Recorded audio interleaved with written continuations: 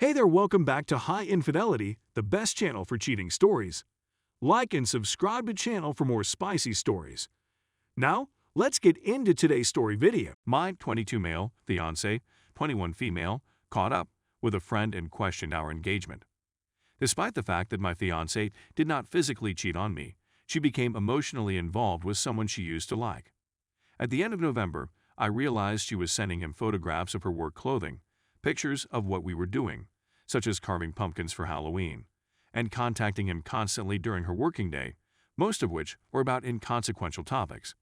Her wish to watch a Netflix show one night was afterwards referenced by him in their conversation the following morning.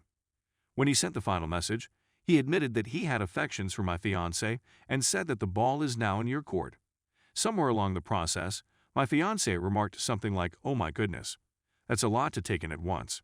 I need to figure out what I'm doing here, but we shouldn't communicate until I figure it out." She then took a snapshot of the chat and sent it to one of her closest friends. "Wait a minute, what are you going to do?" someone said. This isn't the first time she's sent him a text message. Last year, she was also catch up with him in terms of time.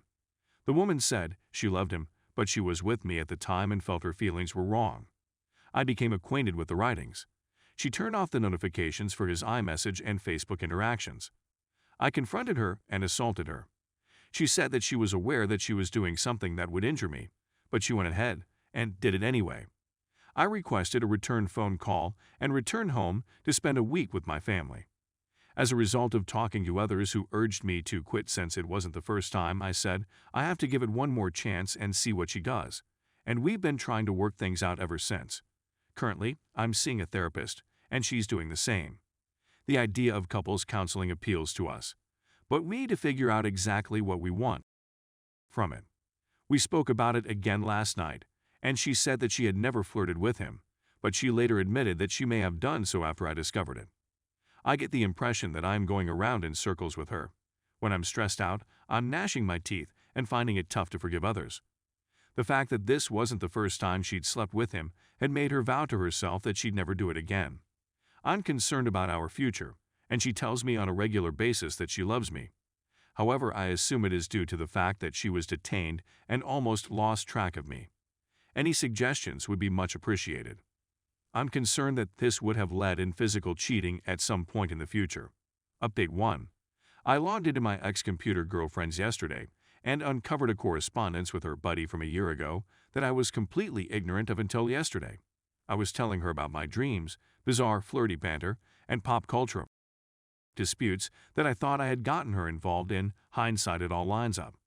She had a sensation that something was going on in 2019, although she wasn't sure what she was feeling at the moment. We were still dating at that point and not engaged. I also found out 4 weeks ago that she had decided to call it quits on our romance. Also, when she encountered a friend who had been in contact with someone who had copied, she breached the line of social distance that I had established. Opinions aside, she never told me and my family had a few high-risk people. We had a nice conversation last night. I informed her of my new findings and advised her that it was all over for her. She has to dig into her feelings for the other person more thoroughly, who looks half as good as me and is nowhere near financially stable. She gave her approval, and I got the ring in return. After many tears, I started negotiating the lease and the amount of money owed. She's a jerk because I or my family own 80% of our possessions, which she considers to be theft. She was driving my car and counting on me to bring her and me to our apartment building. Even with a roommate, she will have difficulties. I hope nothing bad happens to her, but she should have taken everything into consideration before casting doubt on our relationship. It is necessary for the time being that I remain in seclusion until I can return to my parents. It's a bizarre state of limbo. Although it is unpleasant, I can see the light at the end of the tunnel. The wonderful memories make me sad, but I know that if this didn't happen, she would express her feelings to other people if we did end up getting married. The good news is that I have a lovely supervisor who has encouraged me to take the next few days off. I also have amazing friends who have been supporting me during this difficult time.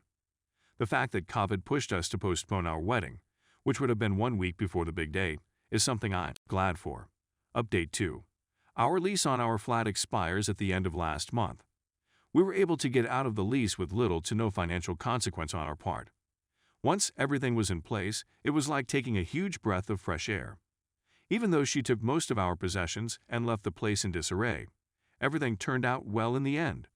90 days have passed since we last chatted with one another, only taking about lease updates and arranging pickups for personal belongings. This was the best choice available. It was difficult at times, but it allowed me to devote more time to my own personal growth and development. I'm really looking forward to getting started on this new chapter of my life. During the celebration, my family had some A5 Wagyu steak from Japan.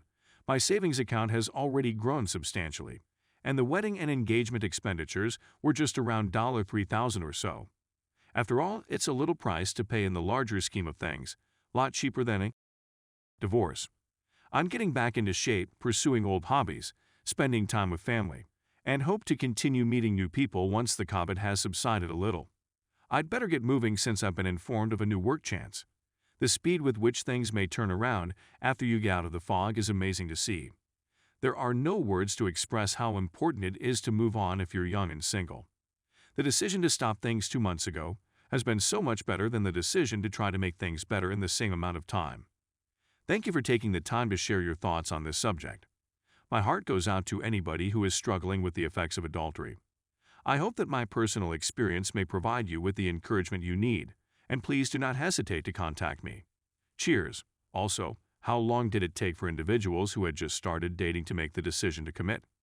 I realize that it differs from person to person, but I want to know what your plans are in terms of time. In my opinion, 6 months after D-Day is an appropriate amount of time. Despite the fact that I'm pleased with the way things are going, I would want to devote a little more time to myself. Edit. The car situation has been brought to our attention by a concerned party. Just before we parted ways, she was driving my car and I was driving hers. She was injured as a result of an accident. No one was hurt. The insurance company compensated me for the whole of my losses with a large amount. She was not at fault. And as a result, I went out and purchased the vehicle that we had intended to purchase after our wedding. She was enraged when she discovered the truth. Update 3. It's been more than a year since the invasion of Normandy. I cannot express my gratitude to this group enough. Without you, I would not be in the position I am in today. Using this post, I'd want to illustrate that things can become better if you work hard enough for them to do so. Since our lease terminated, I haven't talked to my ex-boyfriend. The choice to go away was the best one I could have taken at the time. It assisted me in getting over my difficulties quickly. I highly suggest you to take this action. Keep your position intact. If you're being trodden on, you need to have a strong backbone. I ultimately succeeded, and it was a fantastic feeling. After a breakup, don't be afraid to take chances. Within 3 months, I was offered a new position that I would not have accepted if I had remained in my former relationship with my boyfriend. In addition to reconnecting with old acquaintances and spending time with family, I started participating in new hobbies such as hiking. Create new personal goals for yourself now that you are no longer a part of a team. As a result, you must now create goals for your own future. It was both a financial and a professional decision for me. I am glad to say that I have met and exceeded these goals, and that I will continue to do so in 2022. Finally, give yourself some time to rest and recoup. I sought the services of a therapist, who proved to be really beneficial. I healed and felt ready to re-enter the dating pool after a period of time. I've since found a wonderful lady whom I would never have appreciated as much as I do now if it hadn't been for my upbringing in a different environment. We're all on this journey together, and in the vast majority of cases, things will get better. This support group is deserving of a lot of appreciation. You're all wonderful people with wonderful personalities.